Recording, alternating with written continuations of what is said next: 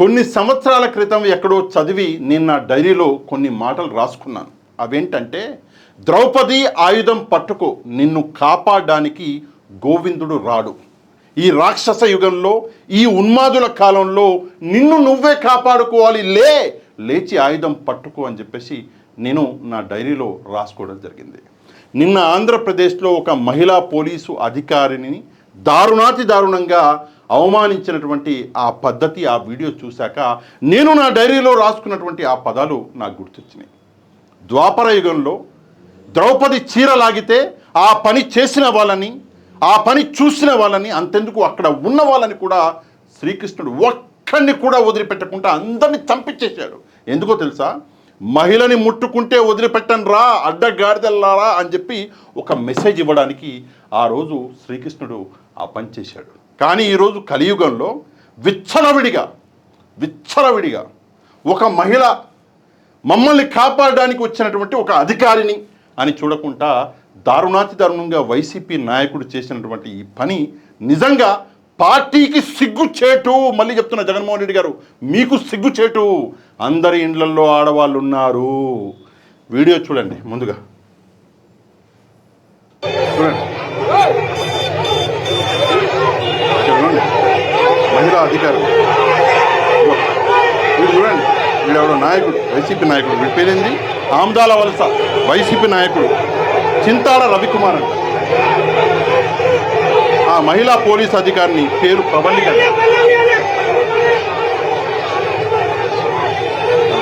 దారుణంగా మళ్ళీ ఒకసారి స్టార్టింగ్లో కనిపిస్తాడు వాడు. లాగేస్తున్నాడు, ఊకేస్తున్నాడు. ఆమె భయపడిపోయి చేతులు ఇలా పట్టుకుంది. భయపడిపోయి మొత్తం ఆమెని కమ్మేసి ఆఖరాన్ని చోట ఆమెను తాకుతున్నారు. ఆమె భయపడిపోయి ఇంతమందిని చూసి భయపడడం కాదమ్మా, ఇది నేను చెప్పాను కదా, లేచి ఆయుధం పట్టుకోవాలి. సరే, నేను చట్టాన్ని నమ్మే వ్యక్తిని, నేను చట్టంలో పనిచేసిన వ్యక్తిని, చట్టం చదువుకున్న వ్యక్తిని కాబట్టి ఆ మాట నేను అనకూడదు. కానీ ఇట్లాంటి దారుణాలు చూసినప్పుడు నిజంగా కడుపు రగిలిపోతుంది. మీరారా మనుషులు అని ప్రశ్నించాలనిపిస్తుంది. ఈ చింతాడ రవికుమార్ ఎవడైతే ఉన్నాడో, ఆముదాల వలస ఇన్ఛార్జ్ అంట, వీడిని నేను ప్రశ్నిస్తాను. అరే పిల్లగా, అరే పొద్దున నీ మీద కేసు పడింది అనుకో, సరే నువ్వు జైలుకి వెళ్తావా, లేదా బెయిల్ మీద బయటికి వస్తావా, జైలుకి వెళ్ళినా 14 రోజులు ఏమైనా రిమాండ్లో ఉంటావా, అదంతా పక్కన పెట్టేద్దాం. నీ ఇంట్లో ఆడవాళ్ళు ఉంటారు కదా, వాళ్ళని తలెత్తి చూసేంత ధైర్యం చేయగలవా? ఇక ఈ రవికుమార్ ఇంట్లో ఆడవాళ్ళని కూడా నేను ప్రశ్నిస్తున్నాను. ఏమని అంటే, అమ్మ దయచేసి ఒకసారి గాండ్ల నుంచి ఉమ్మేయండి ఈ వెదపని. అరే రాజకీయాల కోసం, ఒక నాయకుడి సంఖ్య నాకడం కోసం నువ్వు ఒక మహిళ అని చూడకుండా ఏదో హీరోయిజం చేయబోయినావు. రేపు పొద్దున్న మమ్మల్నైనా వదులుతావారా నువ్వు వెదవా అని చెప్పేసి మీరన్నా ఉయ్యండమ్మా ఆ వ్యక్తి మీద. వీడికి తల్లి చెల్లి కూతురు ఉంటారు కదా, దయచేసి మీరు ఉయ్యండమ్మా వాడి మీద. వాడికి అప్పుడన్నా బుద్ధి జ్ఞానం ఏమన్నా వస్తుందేమో. సిగ్గు శరం ఉండాలి, సిగ్గు. మీ ప్రొటెక్షన్కి వచ్చినటువంటి ఒక మహిళా అధికారిని దమ్ము ధైర్యం ఉంటే నిజంగా పర్మిషన్ లేదు మేము రాము అనాలి.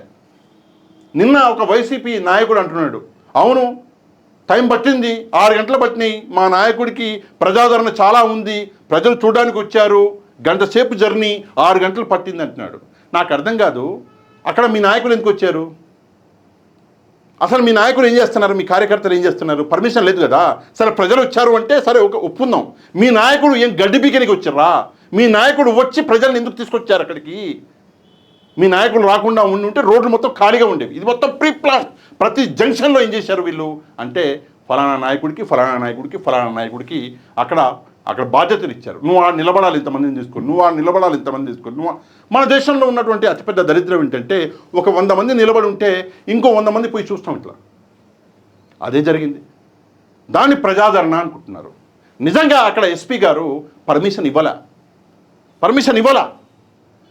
ఇవ్వకపోతే మరి మీ నాయకుడు ఎందుకు బయటకు వచ్చారు? పర్మిషన్ లేదు కదా. జగన్మోహన్ రెడ్డి గారు అక్కడ జైలుకి రావాలి, జైలుకి వచ్చి అక్కడ ఉన్నటువంటి ఖైదీని చూడాలి, వెళ్ళిపోవాలి, అంతే కదా. మరి మీరు ఎందుకు బయటకు వచ్చినట్టు పర్మిషన్ లేనప్పుడు? అంటే ఈ ఈ ఈ ఇష్యూని సృష్టించాలి అని చెప్పేసి ముందుగానే ఒక ప్లానింగ్ అనేది జరిగింది. క్లారిటీగా కనిపిస్తుంది ఈ ప్లానింగ్. క్లారిటీ కనిపిస్తుంది. ఒక మహిళా పోలీస్ అధికారిని ముట్టుకుంటారా? ఎక్కడ పడితే అక్కడ తాగుతారా?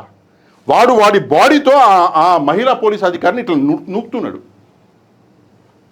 ఆమె ఏం చేయాలో అర్థం కాక ఆమె శరీరాన్ని ఆమె కాపాడుకుంటుంది. ఇంతకన్నా సిగ్గుచేటు మరొకటి ఉంటుందా? ముందుగా పోలీసులు అక్కడ ఉన్నటువంటి ప్రతి ఒక్కరిని గుర్తించాలి. సరే, రేపు ప్రధానమంత్రి గారు వస్తున్నారు, ఆ మొత్తం కార్యక్రమం అయిపోయిన తర్వాత వీళ్ళని తీసుకెళ్ళి బొక్కలు ఎరగొట్టాలి. ఈ కాలు కింద ఉంటుంది, లాస్ట్ కింద ఆ బొక్క, అది ఎరగొట్టాలి. ఏమవుతుంది? జీవితాంతం వాడు నడిచిన ప్రతిసారి, అడుగేసిన ప్రతిసారి అమ్మ అని ఒక పదం వస్తుంది. అమ్మ అని రాగానే నా అమ్మ మహిళ అని చెప్పేసి గుర్తొస్తుంది వాడికి. సిగ్గుండాలి, సిగ్గుశరం ఉండాలి. జగన్మోహన్ రెడ్డి గారు నిన్న జైలుకు వచ్చారు. ఓకే, ఆ అంశం కూడా మనం మాట్లాడాలి. కొంత వీడియో అన్నది పెద్దగా అవుతుందేమో, అయినా కూడా చూడండి దయచేసి, అండ్ ఒక లైక్ అనేది చేయండి వీడియోకి. ఎందుకంటే మనం చేసే వీడియోలు తగ్గిపోయినాయి, ఉన్న వీడియోలన్నా మనం కాపాడుకోవాలి. దయచేసి ఒక లైక్ అనేది చేయండి. నిన్న జగన్మోహన్ రెడ్డి గారు వచ్చి జగన్మోహన్ రెడ్డి గారి వింత పొగడ నాకు విచిత్రం అనిపించింది. ఆయన ఏం మాట్లాడుతున్నాడు? ఐదర్ ఆయనకి ఏం తెలియదు, ఎవడో రాసిచ్చిండు, లేదంటే తెలిసి ప్రజల్ని మభ్యపెడుతున్నాడు. ఆయన ఏం ప్రశ్నిస్తున్నాడు? ఓసారి వినండి, వీడియోలు ఉన్నాయి, కొన్ని చూపిస్తాను, కొంత పెద్ద వీడియోలే, కానీ సమాధానం బాగుంటుంది నాది. ఓసారి దయచేసి వినండి.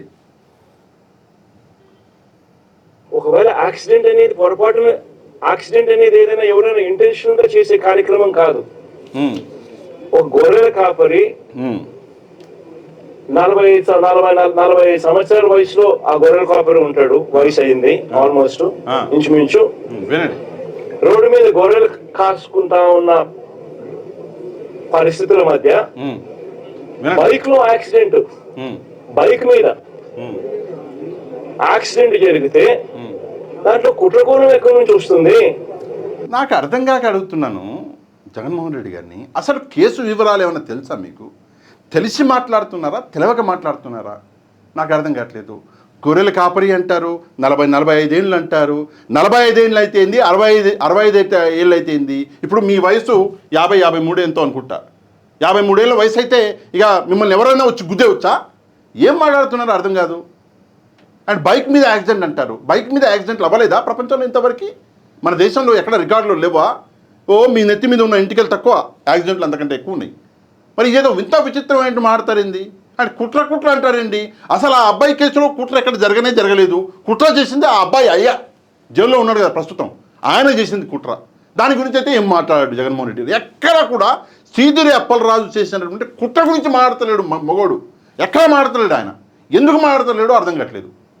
ఆ కొడుకు అంటాడు, ఆ కొడుకుని పక్కన కూర్చోబెట్టుకుని 18 ఏళ్ళ అబ్బాయి 18 ఏళ్ళు అయిపోయింది, 15 ఏళ్ళు అయిపోయింది. జువెనియల్ అక్కడ జైలు లేవా? అక్కడ చిన్న పిల్లలు తప్పు చేసి లేరా? పోక్సో యాక్టులు లేవా? ఏం మారుతున్నారు నాకు అర్థం కాదు. నెక్స్ట్ చూడండి, వినండి. హత్య చేయాలి అని ముందుగానే ఆలోచన చేయాల్సిన పరిస్థితులు ఎందుకు వస్తాయి? ఆ మనిషి ఎవరు పరిచయం కూడా లేదు ఈ మనిషి, ఈ పిల్లాడికి. వీళ్ళకి ఎవరికి పరిచయం కూడా లేదు ఆ మనిషి. Is just pedestrian. ఒక దారిన పోయే నడుచుకుంటూ పోయే ఒక వ్యక్తి. అన్ఫార్చునేట్ గా జరిగింది. చెయ్యాలనే ఉద్దేశం ఎవరికి ఉండదు. అలాంటి అన్ఫార్చునేట్ గా జరిగిన ఒక ఘటన పట్టుకుని ఈ పిల్లల కెరీర్ ను నాశనం చేయాలని చెప్పి ఆలోచన చేయడం ఎంత మటుకు ధర్మం? Culpable హోమోసైడ్ not amounting to murder. Okay, first of all ఇదంటే ఏంటో ఒకసారి చదువుకోండి అక్కడ. ఓకే, ఒకసారి చదువుకోండి. ఆ అబ్బాయి యాక్సిడెంట్ చేశాడు, ఆ అబ్బాయికి ఆ చనిపోయిన వ్యక్తి తెలియదు, ఎక్కడా ప్లాన్ చేయలేదు, ఆ అబ్బాయి ఎట్లాంటి కుట్ర చేయలేదు, ఆ అబ్బాయి అమాయకుడు, ఆ అబ్బాయి ఇప్పుడే గుడ్డు బలి ఆ గుడ్డులో నుంచి వచ్చాడు అని చెప్పేసి మీరు మాట్లాడుతున్నారే. అసలు ఆ అబ్బాయి మీద పెట్టిన కేసు ఏంటి ఓసారి చూడండి. ఆ అబ్బాయి చేసింది యాక్సిడెంట్, ప్రమాదం. అందుకే ఆ ప్రమాదం చేసినోడు మీ వెనకాలే ఉన్నాడు, నిలబడి వెళ్ళాడు, బెయిల్ వచ్చింది, బయట నిలబడి ఉన్నాడు. మరి ఈ అబ్బాయి మీద కుట్ర ఎవరు చేశారు? నీతోనే నిలబడి ఉన్నాడు కదా. ఆ అబ్బాయికి ఏం 5 ఏళ్ళ శిక్ష పడలేదు, 10 ఏళ్ళ శిక్ష పడలేదు కదా, వచ్చిండు బెయిల్ మీద బయటనే ఉన్నాడు కదా. మరి ఎవరు కుట్ర చేశారు ఆ అబ్బాయి మీద? ఎవరూ చేయలేదు. చేసింది కుట్ర ఆ అబ్బాయి తండ్రి తన కొడుకును కాపాడుకోవడానికి. కుట్ర చేసినోడు బయటపడితే తీసుకెళ్ళి లోన్ వేసారు. ఇప్పుడు ఈ అబ్బాయి యాక్సిడెంట్ చేసినోడు ఏదైతే ప్రమాదం చేసిండో ఆ కేసు చిన్నదైపోయింది. ఈ అబ్బాయిని కాపాడే ప్రయత్నం చేసిన సీదిరి అప్పలరాజు గారి కేసు అనేది పెద్దగా అయింది. దాని గురించి అలా మాట్లాడతాడు జగన్మోహన్ రెడ్డి గారు. ఇంకా చాలా వింతలు ఉన్నాయి, ఒకసారి వినండి, బాగుంటాయి వింతలు. జస్ట్ బికాస్ అప్పలరాజు అనే వ్యక్తి వినండి, బీసీలలో ఒక మంచి నాయకుడు కాబట్టి, వైసీపీకి సంబంధించిన నాయకుడు కాబట్టి, వైఎస్ఆర్సీపీ పార్టీకి చెందిన వ్యక్తి కాబట్టి ఇది ధర్మమేనా అని అడుగుతా ఉన్నా. నిజంగా ఒక చిన్న పిల్లాడి చేసిన యాక్సిడెంట్ ను ఒక కుట్రగాను హత్యగాను దాన్ని చిత్రీకరించి మొత్తం అప్పలరాజు కుటుంబాన్ని దీంట్లో ఇరికిచ్చే కార్యక్రమం ఎంత మటుకు ధర్మం అనేది అందరూ కూడా ఆలోచన చేయాలి. అసలు ఆశ్చర్యకరమైన విషయం ఏమిటి అని అంటే, ఎల్లో మీడియాలో ఒక కట్టుకథ రాయిస్తారు, దానికి యాంగిల్స్, వక్రీకరణ, ట్విస్టింగ్, మసాలాలు అన్ని కలిపి తర్వాత టీడీపీ సోషల్ మీడియా దాన్ని అందుకుంటుంది. ఆ అందుకున్న దాన్ని చివరకు పోలీసులు దాన్నే కేసుగా మార్చేస్తారు. నిజంగా రాష్ట్రంలో జరుగుతా ఉన్న మాఫియా సామ్రాజ్యం ఇదే. ఇది ఓ ఈనాడు, ఒక ఆంధ్రజ్యోతి, ఓ టీవీ5, ఓ చంద్రబాబు, ఓ లోకేష్, వీళ్ళకి సంబంధించిన గవర్నమెంట్, వీళ్ళకి సంబంధించిన పోలీసులు, ఇది ఒక మాఫియా సామ్రాజ్యం. జగన్మోహన్ రెడ్డి గారి వింత మాటలు చూడండి.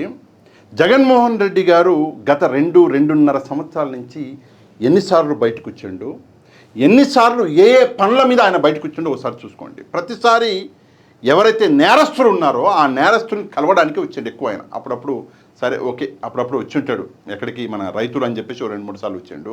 అది కాకుండా మ్యాక్సిమం జైళ్ళకే విజిట్ చేసిండు జగన్మోహన్ రెడ్డి గారు. మాఫియా అంటే అది అర్థం చేసుకోవాలి. రెండవది, సరే మీరు చెప్పినట్టు టీవీ5నో, ఏబిఎన్నో, లేదా టీడీపీనో, లేదా ఇంకెవరో కుట్ర చేశారనుకుందాము. నిజంగా మరి మధ్యలో ఒకడు వచ్చాడు కదా, ఈ అబ్బాయి చేసిన యాక్సిడెంటు పక్కకు తప్పించి వేరే అబ్బాయిని దూడ్చారు కదా, ఆ దూడ్చిన మగోడు ఎవడు? యాక్సిడెంట్ చేసినోడు ఏ అబ్బాయి అయితే ఈ అబ్బాయిని కాపాడడానికి ఇంకొక సేమ్ ఏజ్లో ఉన్న అబ్బాయిని తీసుకొచ్చి అక్కడ పెట్టారు కదా, ఆ పెట్టిన మగోడు ఎవడు? అది కాదా క్రిమినల్ ఇది ఏమంటారు థాట్స్ అంటే? అది కాదా? దయచేసి ఒకసారి జగన్మోహన్ రెడ్డి గారు మాట్లాడాలి. ఆ అబ్బాయి గురించి ఎవరు ఎందుకు మాట్లాడట్లేదు, జగన్మోహన్ రెడ్డి గారు ఎందుకు మాట్లాడట్లేదు? అసలు సీదిరి అప్పలరాజు అనేటోడు జైలుకి ఎందుకు వెళ్ళాడు? జగన్మోహన్ రెడ్డి గారు కారణాలు చెప్తారా? ఏమైనా సెక్షన్స్ ఉంటే మీ దగ్గర చెప్తారా? ఫలానా సెక్షన్లో సీదిరి అప్పలరాజుని అరెస్ట్ చేశారని చెప్పగలరా? దయచేసి ఒకసారి మాట్లాడండి జగన్మోహన్ రెడ్డి గారు. నిజంగా ఏది పడితే అది మాట్లాడేయాలి. రాజకీయ నాయకుడు అయితే ఏ తప్పైనా చేసుకోవచ్చు, ఏ తప్పు చేసినా అపోజిషన్ పార్టీ అని నూకేద్దాము, లేదంటే ఈ పాలకపక్షం చేస్తున్నటువంటి కుట్రాన్ని నూకేద్దామని చెప్పేసి చేస్తున్నటువంటి ఆలోచన. అసలు విషయం ఏంటంటే, మెయిన్ రాజకీయ నాయకుడు కుటుంబంలో తండ్రి బాగుంటే పిల్లలందరూ బాగానే ఉంటారు. ఇక్కడ ప్రాబ్లం అదే వస్తుంది. నా ఫైట్ కూడా అదే. మీ ఆలోచనలు ఎట్లున్నాయంటే క్రిమినల్స్ వెళ్ళి కలవడం ఏంటయ్యా నాకు అర్థం కాదు. క్రిమినల్స్ వెళ్ళి కలవడం ఏంది? అసలు మీరు వెళ్ళి కలవాల్సింది అక్కడ బాధితుడిని కదా. ఆ బాధితులు పాపం నేను ఎక్కడ చూసా, ఆ మహిళ అంటే చనిపోయిన వ్యక్తి ఎవరైతే ఉన్నారో ఆ వ్యక్తి భార్య చిన్న పిల్లలు ఉంటే బిస్కెట్లు ఉంటాయి కదా, పార్లేజీ బిస్కెట్లు, ఆ పార్లేజీ బిస్కెట్లు 5 రూపాయలు 10 రూపాయలు దొరుకుతుంది కూడా, ప్యాకెట్ తీసుకొచ్చి నీళ్ళల్లో ముంచి తినిపిస్తుంది పిల్లలకి. పాలు లేవయ్యా. మనకి సిగ్గులజ్జుంటే మనము అట్లీస్ట్ వెళ్ళి అమ్మ నేనున్నా నీకు అని మనం ఒక మాట చెప్పాలి కదా. నేను రాజకీయ నాయకుడినమ్మా అనాలి. ఇందాక బీసీలు అన్నాడు జగన్మోహన్ రెడ్డి గారు. అక్కడ చనిపోయిన వ్యక్తి కూడా బీసీనే. సీదిరి అప్పలరాజు గారు మాత్రమే బీసీ కాదు, చనిపోయిన వ్యక్తి కూడా బీసీనే. మరి చనిపోయిన వ్యక్తి బీసీ మీద మీ అభిమానం ఏది, మీ ప్రేమ ఏది? ఆ చనిపోయిన బీసీ వ్యక్తి మీద మీరు చేస్తున్నటువంటి కుట్ర ఇక్కడ కనిపిస్తలేదు జగన్మోహన్ రెడ్డి గారు. నెక్స్ట్ వినండి, ఇంకా చాలా మంచి ఉన్నాయి. మంచి ఇందాక బీసీ ధర్మమేనా అని చెప్పి నిజంగా అందరూ కూడా ప్రతి ఒక్కరు కూడా గుండెల మీద చేతులు వేసుకుని ఆలోచన చేయాల్సిన అవసరం ఉన్న ప్రశ్న ఇది. ఇదే గుండె. అప్పలరాజు విషయానికి ఒకసారి వద్దాం. రండి. అప్పలరాజు అనే వ్యక్తి 10వ తరగతిలో he was state first rank. వినండి, బాగుంటుంది. అప్పలరాజు అనే వ్యక్తి వీళ్ళ నాన్న 10th క్లాస్ లో స్టేట్ ఫస్ట్. చంద్రబాబు నాయుడు గతంలో ముఖ్యమంత్రిగా ఉన్నప్పుడు వచ్చి అవార్డు ఇచ్చినాడు. వినండి బాగుంది, వినండి నేను చెప్తా. అసలు స్టేట్ ఫస్ట్ అవార్డు ఇచ్చినాడు. చదువుల్లో ఆ స్థాయికి పోయిన వ్యక్తి తన సొంత కష్టం మీద డాక్టర్ అయ్యాడు. లోకేష్ మాదిరి డొనేషన్ కట్టి స్టాన్ఫోర్డ్ లో సీట్ తెచ్చుకోవాలా, సొంత కష్టం మీద కష్టపడి చదివి డాక్టర్ అయినాడు. డాక్టరే కాదు, ఎండి కూడా చేశాడు, పోస్ట్ గ్రాడ్యుయేట్ కూడా, ఎండి కూడా చదివినాడు. చదివి ఒక మంచి డాక్టర్ గా పేరు తెచ్చుకున్నాడు. ఇక్కడ రెండు విషయాలు మాట్లాడాలి ఈ వీడియోలో. ఒకటి, 10th క్లాస్లో చంద్రబాబు నాయుడు గారే వచ్చి అక్కడ ఏదో అవార్డు ఇచ్చారంట. ప్రాబ్లం అదే. ప్రాబ్లం ఏంటంటే చంద్రబాబు నాయుడు గారి చేతిలో ఉన్నంత వరకు ఒక మంచి విద్యార్థిగా ఎదిగాడు, మంచి విద్యార్థిగా 10thలో టాపర్ అయ్యాడు, దాని తర్వాత ఫ్రీగా సీట్ సంపాదించుకున్నాడు, డాక్టర్ అయ్యాడు, పీజీ చేశాడు, జీవితంలో ఒక పనికొచ్చే మొగోడు అయ్యాడు. చంద్రబాబు నాయుడు గారి చేతిలో ఉన్నంత వరకు. మీ చేతిలోకి రాగానే క్రిమినల్ అయ్యిండు మీ చేతిలోకి రాగానే. ఒక చదువుకున్న వ్యక్తి ఈరోజు ఎంత క్రిమినల్గా ఆలోచించిండు అంటే తన కొడుకుని పక్కకి తప్పించి ఇంకో అబ్బాయిని తన కొడుకు ప్లేస్లో పెట్టేంత క్రిమినల్గా ఆలోచించగలిగిండు అంటే మీ చేతిలోకి వచ్చాకే అది జరిగింది. రెండవది, స్టాన్ఫర్డ్ అని చెప్పేసి నారా లోకేష్ గారి గురించి మాట్లాడిండు జగన్మోహన్ రెడ్డి గారు. అంటే సీట్ ఏదో కొనుక్కున్నాడు నారా లోకేష్ గారు స్టాన్ఫర్డ్లో అని చెప్పేసి మాట్లాడిండు. నేను ఇక్కడ ఒక చిన్న విషయం మీకు చూపించాలండి. ఇది జగన్మోహన్ రెడ్డి గారి ఎలక్షన్ అఫిడవిట్ మన 2024ది. ఇది అవైలబుల్గా ఉంది, పబ్లిక్ డొమైన్లో అవైలబుల్గా ఉంది. ఎలక్షన్ కమిషన్ మీరు వెళ్తే మీకు అర్థమవుతుంది. ఓకే, అక్కడ దొరుకుతుంది మీకు. నేను ఇక్కడ ఒక విషయం 27వ పేజీలో చూపిస్తాను మీకు. ఇది 27వ పేజీలో. ఇక్కడ మనం చూసుకుంటే కొంచెం కిందికి వస్తే my educational qualification is as under అని, అంటే జగన్మోహన్ రెడ్డి గారు చదువుకున్న చదువు గురించి ఇక్కడ రాసి పెట్టుంది. 3 ఉన్నాయండి. ఒకటి బ్యాచిలర్ ఆఫ్ కామర్స్, ఈయన డిగ్రీ చేసిండు, బ్యాచిలర్ ఆఫ్ కామర్సు ప్రగతి మహావిద్యాలయ నుంచి చేసిండు ఇక్కడ హైదరాబాదు. ఈ ప్రగతి మహావిద్యాలయాలో ఏదైతే మీరు బ్యాచిలర్ ఆఫ్ కామర్స్ చేశారో ఇక్కడ మీరు ఏదైనా కాంపిటేటివ్ ఎగ్జామ్ రాసి ఆ సీటు కష్టపడి ఫ్రీగా సంపాదించుకున్న సీటా లేకపోతే ఫీజు కట్టి డొనేషన్లు కట్టి తీసుకొచ్చిన సీటా ఇది? దయచేసి జగన్మోహన్ రెడ్డి గారు సమాధానం చెప్పాలి. మీరేమన్నా కాంపిటేటివ్ ఎగ్జామ్లో టాపర్గా ఉండి ఆంధ్రప్రదేశ్లో ఈ సీటు తెచ్చుకొని మీరు ఇక్కడ ప్రగతి మహావిద్యాలయకి ఫ్రీగా వెళ్ళి చదువుకొని వచ్చారా లేదా మీరు ఫీజు మరియు మీరు డొనేషన్లు కట్టారా? ఒకసారి జగన్మోహన్ రెడ్డి గారు సమాధానం చెప్పాలి. Next, Indian school certificate Hyderabad public school, దాని కింద Indian certificate of secondary education Hyderabad public school, అంటే హైదరాబాద్ పబ్లిక్ స్కూల్లో చదువుకున్నాడు. హైదరాబాద్ పబ్లిక్ స్కూల్లో ఏమన్నా ఎంట్రన్స్ ఎగ్జామ్ రాసి ఫ్రీగా టాపర్గా ఆంధ్రప్రదేశ్ టాపర్గా ఉండి మీరు వెళ్ళి ఫ్రీగా చదువుకొని వచ్చారా? అక్కడ డొనేషన్లు ఫీజులు కట్టారా? దయచేసి జగన్మోహన్ రెడ్డి గారు సమాధానం చెప్తే బాగుంటుంది. అంటే మీరేమో డొనేషన్లు ఫీజులు కట్టి మీరు చదువుకుంటారు, అది కూడా గట్టిగా గుంజి డిగ్రీ చేసినట్టు చదువుకుంటారు. పక్క వాళ్ళేమో స్టాన్ఫర్డ్కి వెళ్ళి అక్కడ డొనేషన్ కడితే మీకు తప్పనిపిస్తుందా? ఒకసారి జగన్మోహన్ రెడ్డి గారు సమాధానం చెప్పాలి. ఇంకా చాలా ఉన్నాయి. మీ కుటుంబంలో ప్రస్తుతం డొనేషన్లు కట్టి చదువుతున్న వాళ్ళు కూడా ఉన్నారు. నేను వాళ్ళ గురించి మాట్లాడను, నాకు సభ్యత ఉంది, నాకు సంస్కారం ఉంది కాబట్టి ఆ జోలికి వెళ్ళను. కానీ నేను ఇక్కడ ఇదే అడుగుతున్నా మిమ్మల్ని, మీరైతే ఇక్కడ డొనేషన్లు కట్టి చదువుకున్నారు, మరి నారా లోకేష్ గారు స్టాన్ఫర్డ్ యూనివర్సిటీకి వెళ్ళి డొనేషన్లు కట్టి ఒకవేళ చదువుకున్నాడు అనుకున్నా కూడా అందులో తప్పే ఉంది? నాకు ఒకసారి జగన్మోహన్ రెడ్డి గారు సమాధానం చెప్పాలి. అదే కదా గాలికి పోయే కంపెనీ ముడి తలుసుకోవడం అంటే ఇదే. మీకు ఎందుకు అసలు వచ్చిన మీ సమస్య ఏంది? మీరు ఎందుకు వచ్చారు అక్కడికి? ఏం మాట్లాడాలి, ఎందుకు మాట్లాడాలి? ఒకసారి ఆలోచించి మాట్లాడాలి కదా. పోతూ మాట్లాడుతూ అటు లోకేష్ గారిని గెలికేయాలి, చంద్రబాబు నాయుడు గారిని గెలికేయాలి, ఫలానా వ్యక్తిని గెలికేయాలి, 2-3 నవ్వులు నవ్వేయాలి, వెళ్ళిపోవాలి. నాకు అర్థం కాని విషయం. ఇంకా నయం, ఈ ఇష్యూలో పవన్ కళ్యాణ్ గారిని మర్చిపోయిండు జగన్మోహన్ రెడ్డి గారు. పోత కారులో కూర్చొని అనుకుని ఉంటాడు, అరే అమ్మ జీవితం ఏంది పవన్ కళ్యాణ్ని మర్చిపోయినా, ఒక మాట పవన్ కళ్యాణ్ కూడా వేసేస్తే అయిపో కదా అని అనుకుని ఉంటాడు. మరి ఎవరు గుర్తు చేయలేదు. నెక్స్ట్ వీడియో చూడండి, ఇది ఇంకా బాగుంటుంది. కష్టపడి చదివి మంచి డాక్టర్ గా పేరు తెచ్చుకొని ఒక ఎమ్మెల్యే అయి ఒక మంత్రి అయి ఒక బీసీ నాయకుడిగా బీసీ అలాంటి మనిషిని ఫినిష్ చేయడం కోసం, క్యారెక్టర్ అసాసినేట్ చేయడం కోసం ఒక తప్పుడు కేసును, ఒక యాక్సిడెంట్ ను ఒక కుట్రగాను, ఒక హత్యగాను దాన్ని వక్రీకరించి మలచి తన కెరీర్ను నాశనం చేయాలని, తన క్యారెక్టర్ను అసాసినేట్ చేయాలని, అప్పలరాజును నాశనం చేయాలి అని చెప్పి ఇంత దుర్మార్గపు ఆలోచన, ఆ దుర్మార్గపు ఆలోచన చేసే దాంట్లో కూడా కనీసం ఈ 18 ఏళ్ళ పిల్లాడు పిల్లోడి జీవితం నాశనం అవుతుందని కూడా కనీసం చంద్రబాబు నాయుడు ఆలోచన చేయడం లేదంటే నిజంగా అడుగుతా ఉన్నా. 80 ఏళ్ళ వయసు వస్తా ఉంది చంద్రబాబు నాయుడు, మనిషి అన్నం తింటున్నాడా గడ్డి తింటున్నాడా అని అడుగుతా ఉన్నా. ఇది లాస్ట్లో చంద్రబాబు నాయుడు గారిని అన్నం తింటున్నాడా గడ్డి తింటున్నాడా అని చెప్పేసి ఒక మాట మాట్లాడారు జగన్మోహన్ రెడ్డి గారు.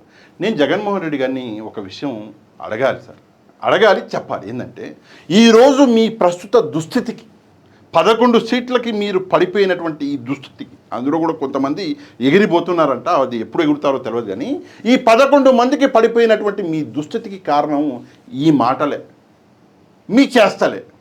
ఎన్నికలకి 6 నెలల ముందు చంద్రబాబు నాయుడు గారిని అరెస్ట్ చేసి మీ గొయ్యి మీరే తవ్వుకున్నారు. మళ్ళీ ఇవే మాటలు మళ్ళీ మాట్లాడి రాబోయే ఎన్నికల్లో మళ్ళీ మీ గొయ్యి మీరే తవ్వుకునేటటువంటి కార్యక్రమం అనేది చేస్తున్నారు. ఇది ఎవరైనా సరే బుద్ధి జ్ఞానం ఉన్నోడు, పార్టీ బయట, పార్టీలో అయితే సరే ఓకే మీకు జోలపాడే వాళ్ళే ఉంటారు అందరూ, పార్టీ బయట ఉన్నటువంటి ఎవడో ఒక మేధావి, సోకాల్డ్ మేధావిని పిలిపించి అయ్యా నేను ఈ మాట మాట్లాడినా ఏంది కథ అంటే ఆ మేధావి గాండ్రించి ఆహ్తూ అని ఊసిపోతాడు. ఎప్పుడు మారుతారు? ఎప్పుడండి? ఏదో ఒక సమయం ఉండాలి కదా. ఆ చంద్రబాబు నాయుడు గారిని గెలికే ఈరోజు ఈ దుస్థితికి వచ్చి మళ్ళీ చంద్రబాబు నాయుడు గారిని గెలుపుతా అంటే ఏంది పరిస్థితి నాకు అర్థం కాదు. మనం ఎప్పుడు మారుతాం? మన పార్టీ పట్టదు, మన పార్టీలో సభ్యత్వాలు పట్టవు, మన కార్యకర్తలు పట్టరు, కార్యకర్తలకి ఇన్సూరెన్సు పట్టదు, ఏమి పట్టదు. మన ఏమంటారు గ్రామ స్థాయి కమిటీలు పట్టవు, మండల స్థాయి కమిటీలు పట్టవు, జిల్లా స్థాయి కమిటీలు పట్టవు. మీకు పట్టేది ఏంటంటే ఆయన ఒక మాట ఈయనొక మాట అనేయడం, అదే పడుతుంది. ఎన్ని రోజులు? సరే ఈ 5 ఏళ్ళు ఎట్నో కట్ట బతికేస్తారు. రేపు 2029లో మళ్ళీ ఓటమి పాలైతే అప్పుడు పరిస్థితి ఏంది? పిట్టలు ఎగిరిపోయినట్టు ఎగిరిపోతారు ఒక్కొక్కడు. అప్పుడు మీకు సంబంధించిన ఆ 2 ముందర కూర్చొని చెస్ ఆడుకోవాలి అంతే. ఆ చెస్లో కూడా 2 అవసరం పడతారు, మిగతా ఎక్స్ట్రా ప్లేయర్ ఉంటాడు వాడు. ఇది పరిస్థితి. ఇంత దారుణమా? ఎప్పుడు మారుతాం మనం? నెక్స్ట్ వీడియో ఇది ఇంకా బాగుంటుంది చూడండి. యాక్సిడెంట్ జరిగితే అసలు యాక్సిడెంట్ జరిగినప్పుడు 108 ఫోన్ చేసింది కూడా ఈ పిల్లోడే. అయ్యో నిజమా? 108 ఫోన్ చేసింది ఈ పిల్లోడే. మరి నిజంగా చెడు ఉద్దేశం ఉంటే ఈ పిల్లోడు ఎందుకు 108 ఫోన్ చేస్తాడు? చెప్తా 108కు ఈ పిల్లోడు ఫోన్ చేయడమే కాదు, సిపిఆర్ కూడా, అంటే వాళ్ళ నాన్న డాక్టర్ కాబట్టి ఈ పిల్లోడు కూడా చూసి సిపిఆర్ చేస్తే, అంటే చెస్ట్ సిపిఆర్ అంటే ఫుల్ చెస్ట్ హార్ట్ పంప్ చేసే సిపిఆర్ వాళ్ళ నాయన చేయడం చూసి ఆరాటపడి ఆ మనిషిని బతికించారని చెప్పి సిపిఆర్ కూడా చేసినాడు అందరి ముందర. జరిగేదంటే అందరి ముందర జరుగుతున్న విషయాలే. అంటే ఆ మనిషిని కాపాడటం కోసం తాపత్రయపడ్డాడు, 108 ఫోన్ చేసినాడు. మన పోలీసులకు ఆ తర్వాత ఇన్ఫార్మ్ చేసింది కూడా ఈయన నాయనే. ఇన్ని చెప్తున్నాడు జగన్మోహన్ రెడ్డి గారు, నాకు అర్థం కావట్లేదు. సరే ఆ అబ్బాయి ఏదో నీట్ రాశాడంట, ఆ అబ్బాయికి సిపిఆర్ ఫుల్ ఫామ్ తెలియదు. సరే ఓకే, ఈయన కూడా అదేదో చెస్ట్ అన్నాడు, సో ఓకే అది కరెక్ట్ కాదు. సరే ఏదేమైనా ఆ డీటెయిల్లోకి మనం వెళ్ళొద్దురండి, ఎందుకంటే అందరికీ అన్ని తెలవాలని ఉండదు. నాకు కూడా చాలా విషయాలు తెలియదు, చాలా ఏంటి నాకైతే ఇంకా చాలా విషయాలు తెలియదు. సరే అట్లని చెప్పేసి ఓ నెగిటివిటీ అనేది మనం స్ప్రెడ్ చేయకూడదు. కానీ ఇక నేను ఒకటే విషయం చెప్తున్నా. నేను నిన్న ఒక మాట చెప్పాను. ఏంటి ఆ మాట అంటే ప్రమాదం, నేరము, పాపం. నిన్న చెప్పా ప్రమాదం, యాక్సిడెంట్. ఆ అబ్బాయి చేసింది యాక్సిడెంట్, ఎవడు కాదంటున్నాడు. నేరం ఏంటి? నేరం ఆ అబ్బాయి ప్లేస్తో ఇంకో అబ్బాయిని తీసుకొచ్చి పెట్టి ఈ కేసుని వేరే వాడి మీదకి నూకేద్దాం అనుకోవడం నేరం. పాపం ఏంటో తెలుసా? నిన్న చెప్పా, మళ్ళీ ఒకసారి చెప్తా. చావు బతుకులలో అక్కడ రక్తపు మడుగులో పడి ఉన్నటువంటి వ్యక్తిని తీసుకెళ్లి హాస్పిటల్లో అడ్మిట్ చేస్తే బతుకుతాడు అని తెలిసినప్పటికి కూడా కావాలని ఆ వ్యక్తిని అక్కడే వదిలిపెట్టి ఆ వ్యక్తికి చావుకి కారణమైనటువంటి వాళ్ళు ఉంటారు చూడండి, అది పాపం. ఈ పాపం చేసినటువంటి వ్యక్తి, ఈ నేరం చేసినటువంటి వ్యక్తి సీదిరి అప్పలరాజు గారు. ఈ యాక్సిడెంట్, ఈ ప్రమాదం చేసింది ఈ అబ్బాయి. ప్రమాదానికి శిక్షలు లేవు అంత పెద్దగా, ఏముంది స్టేషన్ బెయిల్ వచ్చేసేది. కానీ ఈ నేరము పాపం చేశారు కాబట్టి ఆ శిక్ష ఈ అప్పలరాజు గారికి పడుతుంది. నెక్స్ట్ అదేదో అంబులెన్స్కి ఫోన్ చేశారో అది ఇదని చెప్పేసి కట్టుకథలు వెళ్తున్నారు కదా. జగన్మోహన్ రెడ్డి గారు ఒకసారి నిజాలు తెలుసుకోండి సార్, ఎందుకు వచ్చిన గోల. శ్రీధరి అప్పలరాజు గారు కొడుకును కాపాడడానికి హాస్పిటల్కి తీసుకెళ్ళి అక్కడ మెడికల్ సర్టిఫికేట్ అడిగినటువంటి సాక్ష్యాలు, హాస్పిటల్కి తీసుకెళ్తున్నటువంటి వీడియోలు, అన్ని ఆధారాలు ఉన్నాయి. శ్రీధరి అప్పలరాజు గారి కొడుకు ఆ బైకు ఏదైతే పెట్రోల్ బంకు వీడియో ఉందో ఆ ఆధారం ఉంది. పోలీసులు ఏదైతే ఎఫ్ఐఆర్ నమోదు చేశారో ఆ ఆధారాలు పోలీసులు అటాచ్ చేశారు. అన్నీ ఉన్నాక 108కి ఫోన్ చేశాడు, వాళ్ళ నానే పిలిచాడు పోలీసుల్ని అని మీరు అబద్ధాలు చెబితే ఎట్లా ప్రజలు నమ్ముతారు? దయచేసి ఒకసారి ఆలోచించండి. నెక్స్ట్ వీడియో ఇది ఇంకా బాగుంటుంది. లాస్ట్ 2 వీడియోలే, కొంచెం జాగ్రత్తగా వినండి.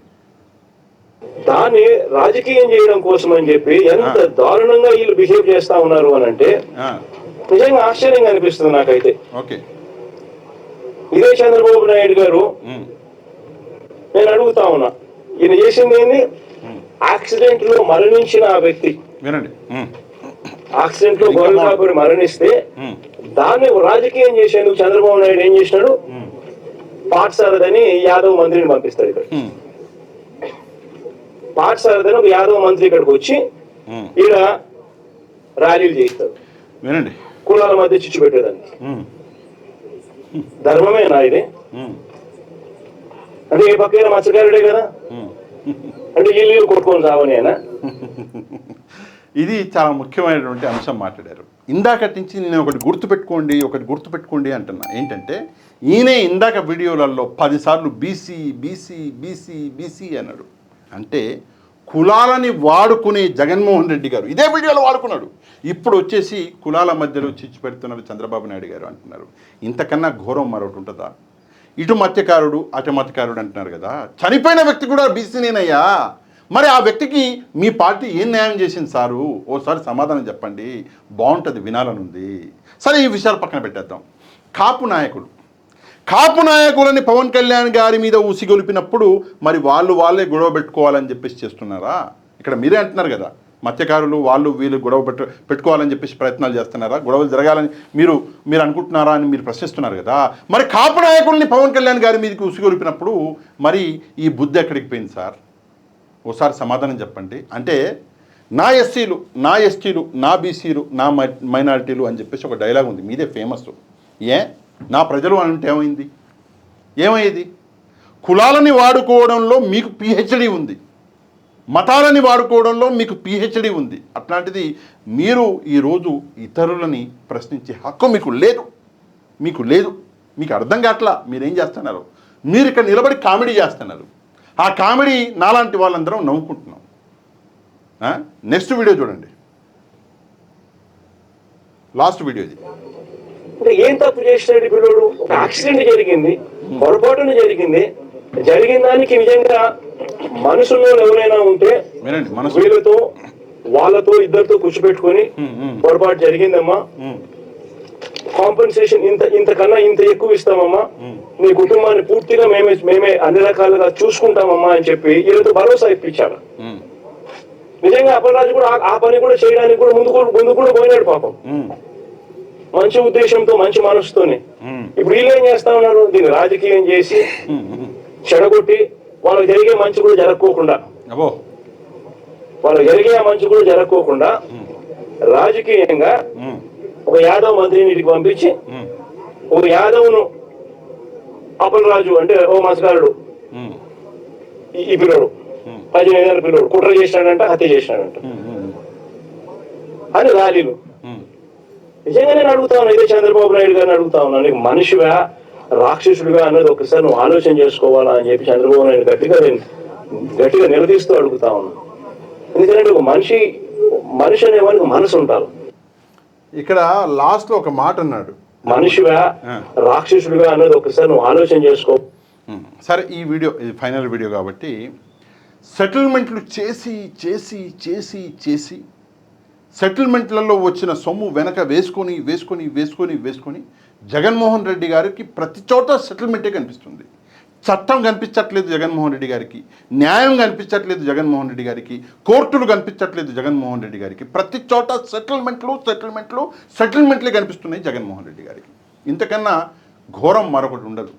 ఈయన ఒక ఎక్స్ సీఎం, మొన్నటిదాకా 2 ఏళ్ల కింద దాకా ఈయన ముఖ్యమంత్రిగా పనిచేసిన వ్యక్తి మనస్తత్వం ఒకవేళ ఇలా సెటిల్మెంట్ మనస్తత్వం ఉంటే మరి రాష్ట్రంలో ఎవరికి న్యాయం చేసిండు ఈయన 5 సంవత్సరాలు? ఓసారి దయచేసి సమాధానం చెప్పాలి. మీరు చెప్పాల్సింది ఏంది? చట్టం తన పని తను చేయాలి, మేము సహకరిస్తాము అని చెప్పాలి. మీరు చెప్పేది ఏంది? అటు వాళ్ళని కూర్చోబెట్టి ఇటు వాళ్ళని కూర్చోబెట్టి ఏం చేస్తారు? సెటిల్మెంట్ చేస్తారా? నిజంగా మనందరం సిగ్గుపడవలసిన రోజు జగన్మోహన్ రెడ్డి గారు ఇది. ఎందుకంటే మీరు 5 సంవత్సరాలు ముఖ్యమంత్రిగా ఉండి మీరు చేసిన పనులు ఇవా? ఒకసారి దయచేసి సమాధానం చెప్పండి. నెక్స్ట్ రాక్షసుడు ఏదో అని చెప్పేసి చంద్రబాబు నాయుడు గారిని, చంద్రబాబు నాయుడు గారు మనిషిగా రాక్షసుడుగా అన్నది రాక్షసులు ఎలా ఉంటారు అన్నది నేను ఇందాకే చూపించాను. రాక్షసుడు ఎలా ఉంటారు అన్నది నేను ఇందాకే చూపించాను. ముందు ఈ రాక్షసుడి గురించి మాట్లాడండి. ఈ రవికుమార్ అనేటటువంటి వ్యక్తి ఎవడైతే ఉన్నాడో, చింతాడ రవికుమార్, ఎవరైతే మీ ఆముదాల వలస ఇన్ఛార్జ్ అంట వీడు, ఈ వ్యక్తి, ఈ రాక్షసుడి గురించి మీరు మాట్లాడండి దయచేసి. ఈరోజు ఇంకో ప్రెస్ మీట్ పెట్టండి. ప్రెస్ మీట్ పెట్టి ఈ మహిళా పోలీస్ అధికారిని క్షమాపణలు కోరండి. పార్టీ తరఫున నిన్ను క్షమాపణలు కోరుతున్న తల్లి, మమ్మల్ని క్షమించు, మేము రాక్షసులము, మేము నీచులము, దయచేసి మమ్మల్ని క్షమించు అని చెప్పేసి ఒక క్షమాపణ కోరితే అప్పుడు మీ పెద్దరికం నిలబడుతుంది. కానీ ఇట్లాంటి విషయాల్ని కొట్టిపారేస్తారు.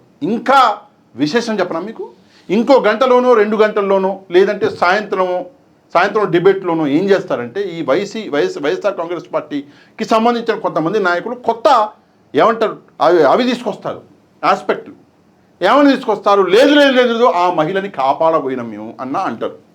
కొత్తవి తీసుకొస్తారు. చూడండి, ఈరోజు మధ్యాహ్నం లోపో రేపు సాయంత్రం లోపో కొత్తవి వస్తాయి. లేదు అసలు మా తప్పే లేదు, మొత్తం ఆ మహిళ తప్పు అన్నా కూడా అనడానికి వాళ్ళు సిద్ధపడతారు. లేకపోతే ఆ మహిళని కాపాడే ప్రయత్నం చేసినాం మేము అని చెప్పేసి వాళ్ళు సిద్ధపడతారు. అంటే ఉన్న విషయాన్ని వక్రీకరించడం, ఎక్కడికో తీసుకెళ్ళిపోవడం. నిజం ఒకటి ఉంటే నిజాన్ని తీసుకెళ్ళి యాన్నో తోపుచర్లకు తోసేయడం, ఇది వైఎస్ఆర్ కాంగ్రెస్ పార్టీకి అలవాటుగా మారింది.